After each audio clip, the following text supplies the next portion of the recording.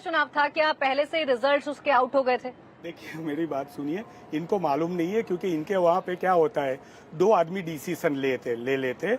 यहाँ पे 2 आदमी की लोकशाही हमारे वहाँ नहीं है। यहाँ पे 9,000, हमारे यहाँ पे 9,000। सोनिया माता बहन जी, आपको सोनिया जी का मेरी बात राजमाता को नमस्कार हमारी ओर से। आप है ना, आपको पूरे दिन आप सुबह उठते हो तब ब्रश करते हो, आप ब्रश करते हो तो आपके जहन में सोनिया जी राहुल जी आते, दोपहर को सोनिया जी राहुल जी आते, शाम को आते, खाते वक्त आते, रात को सोने में आते और सपने में भी आते। आप अपना देखिए, आप देखिए, आपने तो अपना चुनाव कभी नहीं करवाया, हमने चुनाव करवाया। हमने 9,000 डेलीगेट्स से 9,000 डेलीगेट्स, उन्होंने बाकायदा चुनाव किया, सभी मीडिया ने कवरेज किया। अब मैं इनकी बात करता हूँ, इनकी बात करता हूँ। ये जो है ना, ये बहुत स्मार्ट है। ये जो है ये मुद्दे से भटका देते। अभी गुजरात का इलेक्शन है, गुजरात के इलेक्शन में अभी परोठा पे 18% टैक्स लगा दिया इन्होंने। देखिए, देख भी रही है मेरी बहन। ये सिर्फ एक छोटे से बेडरूम से मशरूम की खेती करके महीने का 50,000 कमा रही हैं। मशरूम खेती सीखनी है तो फ्रीडम ऐप को अभी डाउनलोड कीजिए। परोठा खिलाएगी नहीं, 18% देखिए 18% टैक्स, और इसका नाम है 18% टैक्स, बीजेपी टैक्स। ये जो हमने तोहमतनामा किया हुआ है, यहाँ पे दूध पे टैक्स, दही पे टैक्स, आपने बताया ब्रिज अच्छा बनाया, लेकिन ये ब्रिज देख के अब थैंक यू बोलना, ये ब्रिज देख के कोई गरीब है उसका पेट का खाड़ा नहीं भरने वाला है। ये ब्रीफ देख के मेरी बात सुने। अब मैं बीच में बोलूंगा बहन जी, मेरा बात पूरा है। नहीं अभी नहीं, इसके बाद की बात है, इसके बाद है। नहीं, मेरा काम पूरा करने दीजिए, मेरा बात पूरा करने दीजिए आप बाद में। ये ब्रीफ देख के 3,000 का तेल का डब्बा है, वो कांग्रेस के समय में 1,000 का मिलने वाला है, वो नहीं मिलने वाला है। ये ब्रीफ देख के गुजरात में 40 लाख बेरोजगार है। मैं अंडरलाइन करता हूँ, रोजगारी की बात करते 40 लाख बेरोजगारी है। राजस्थान की बात करेंगे, गुजरात के लिए टूरिज्म भी तो जरूरी है ना, टूरिज्म से तो राजस्व प्राप्त होता है। बिल्कुल, वो अगर टूरिज्म को बढ़ावा मिल रहा है, अगर गुजरात की पहचान हो रही है, तो इसमें तो मुझे नहीं लगता कांग्रेस को आपत्ति होगी। वो तो स्वागत करेगी कि बहुत अच्छा अटल ब्रिज है। नहीं, हम ब्रिज के बारे में नहीं कर रहे हैं, हम लोग गुजरात के मुद्दे के बारे में कर रहे हैं। मैं यही बता रहा हूँ आपको, मैं ये बता रहा हूँ, सरदार वल्लभ भाई स्मारक आपको पसंद है कि नहीं है? बिल्कुल पसंद है। तो आपने सरदार पटेल का नाम क्यों बदल दिया? आपने क्यों मोटेरा स्टेडियम का नाम बदल दिया? आपने मोटेरा स्टेडियम का नाम क्यों बदल दिया? अरे शर्म आनी चाहिए, आपने नाम बदला है। यहाँ पे पाटीदार समाज का आपने अपमान किया है। सरदार पटेल सबको मालूम है कि पहले सरदार पटेल स्टेडियम उसका नाम था, उसका नाम आपने क्या बदल दिया? आपने क्या कर दिया? सबसे पहले प्रधानमंत्री सरदार वल्लभ भाई पटेल को होना चाहिए था, उन्हें वोट ज्यादा मिले थे, उसके बाद ही नेहरू जी को बनाया गया था। ये है सरदार प्रेम कांग्रेस का। इस देश में 41 साल 41 ईयर्स लग गए सरदार वल्लभ भाई पटेल को भारत रत्न देने में। ये सरदार वल्लभ भाई पटेल के बेटे मेयर थे, उनको मिलने का टाइम नहीं दिया गया, उनकी बेटी के साथ अन्याय किया गया। ये है कांग्रेस के करतूत सरदार वल्लभ भाई पटेल के लिए। इनॉग्रेशन वाली पार्टी है, ये एक छोटा सा प्लेन बनाया हुआ है। ये जो प्लेन है ना, ऐसा प्लेन यहाँ पे नरेंद्र मोदी जी ने सी प्लेन चलाया था। भारत देश की पैसा खर्चा, वो कहाँ गया? वो सी प्लेन कहाँ है? कहाँ है अभी? बताइए, अभी चालू है, अब बताइए। अरे करोड़ों का खर्चा प्रजा का कर दिया, सी प्लेन कहाँ है? सी प्लेन कहाँ है? बताइए।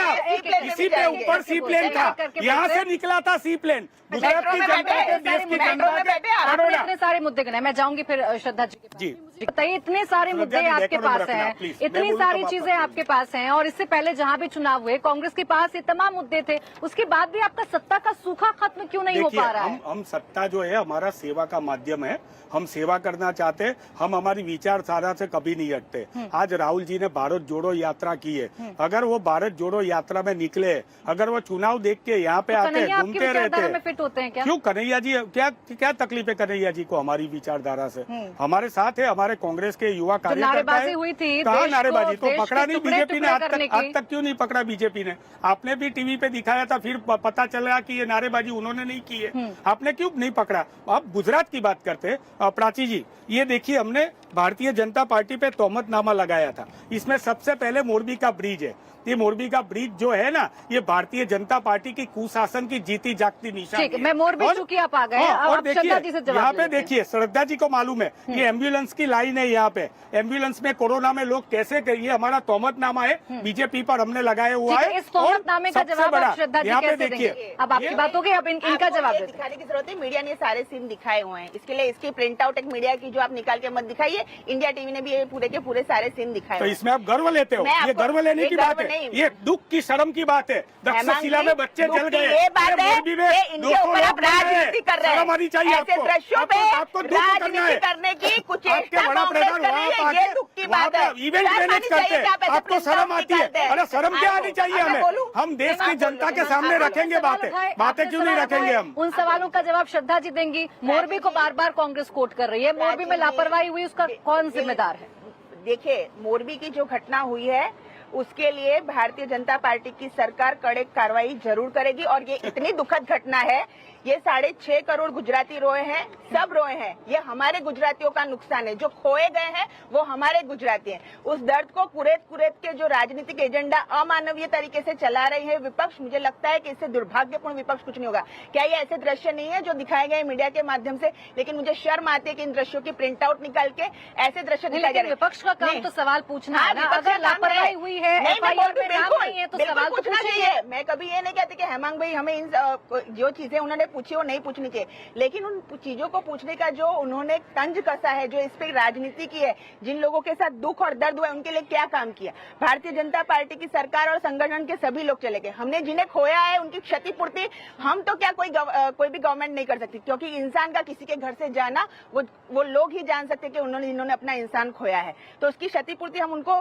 कंपनसेशन दे सकते, पर खाना पूर्ति आज न भारतीय जनता पार्टी की सरकार कर सकती, ना कोई कर सकती है। एक बहुत बड़ी दुर्भाग्यपूर्ण घटना थी। इसके अंदर जो लोग सम्मिलित थे उनके ऊपर कार्रवाई होनी चाहिए, और सरकार और प्रधानमंत्री जी ने आश्वस्त किया और हम कार्रवाई करेंगे। उस घटना के साथ 6.5 करोड़ गुजराती रहे, और उस घटना का जो जवाब है हमारी जवाबदेही है, हमें देना ही पड़ेगा। इसमें कोई हम वो नहीं कर रहे हैं, क्योंकि हमारी जवाबदेही है। लेकिन इसको एक मुद्दा बना के रोज रोज कुरेद रहे हैं। प्राची जी, आज इलेक्शन है, रोड मैप क्या है कांग्रेस का गुजरात के लिए ये बताते हैं कि जब देखो तब मोरबी पे चले जाते हैं। मुझे शर्म आती है। वो 140 लोगों के परिजन जब भी टीवी खोले ये लोग उनके घाव खुरेदते हैं। क्या 140 लोगों के परिजन ये चाह रहे हैं कि कांग्रेस क्या उनके लिए रोड मैप है? वो कोई नहीं दिखा रहा है, लेकिन घाव खुरेद रहे हैं। सवाल तो पूछे जाएंगे। हमने किसी और स्टेट में घटना होती और आप विपक्ष में आते तो आप भी सवाल हमने कभी नहीं बोला कि आप भी सवाल पूछते। सवालों के घेरे में सरकार है, चूंकि सरकार की जिम्मेदारी होती है। लेकिन सवाल हेमंत जी आपसे भी है, जब SIT गठित हो गई, जब जांच हो रही है तो जांच होने दीजिए।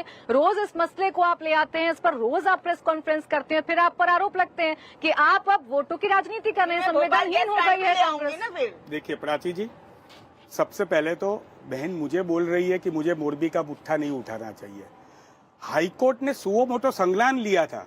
इससे ज्यादा बड़ी सरकार के लिए खेदजनक बात क्या हो सकती है कि हाईकोर्ट ने बोला कि आपने क्या कर रहे हो, आपने क्या किया वो मुझे बताइए।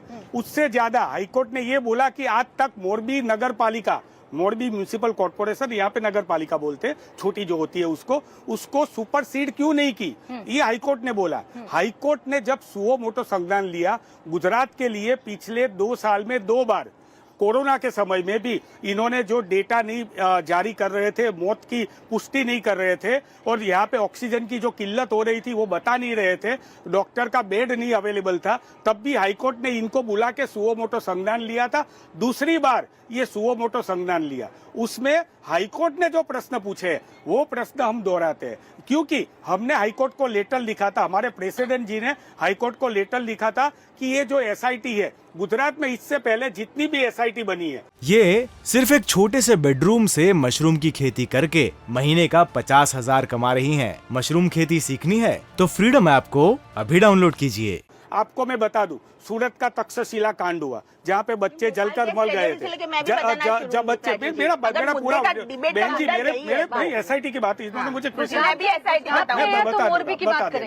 गुजरात में आज तक जितनी SIT बनी है, आज तक उसी SIT में एक भी अभियुक्त को पकड़ा नहीं गया। इस मेरी बहन ने गुजराती में बहुत बोला, मैं बोलता हूँ, इनके नेता जब भी पेपर कांड होता है जब भी कोई लड़की का नहीं, लेकिन जो बलात्कार नगर होता है पालिका तब अध्यक्ष है, क्या अगर बोलते मुझे हैं? करेक्ट करिएगा मैं गलत हूँ, तो संदीप शायद उनका नाम है, जिन्होंने ये बेतुका बयान दिया था कि मेरे बिना फिटनेस सर्टिफिकेट के पुल चालू हो गया, उसको हटा दिया गया, निष्कासित कर दिया गया। देखिए मेरी बात सुनिए, ऐसा ही तक्षशिला कांड में जितने ही कॉरपोरेशन के अधिकारी थे उनको निष्कासित किया था, उनको सस्पेंड किया था, आज वो सभी यहाँ पे फिर से नौकरी में कार्यरत है। वही बच्चे जलकर मर गए थे। इसी तरह मैं ये बोल रहा हूँ कि क्यों एफआईआर में किसी का नाम नहीं है? क्यों आप बोल रहे हो 140 मौतें हुई है, तो 140 जो मौत हुई है उनकी लाश का पोस्टमार्टम तक नहीं हुआ है। इंडिया टीवी हर वक्त हर जगह डाउनलोड करने के लिए सर्च करें India TV news Google play store या ऐप स्टोर पर।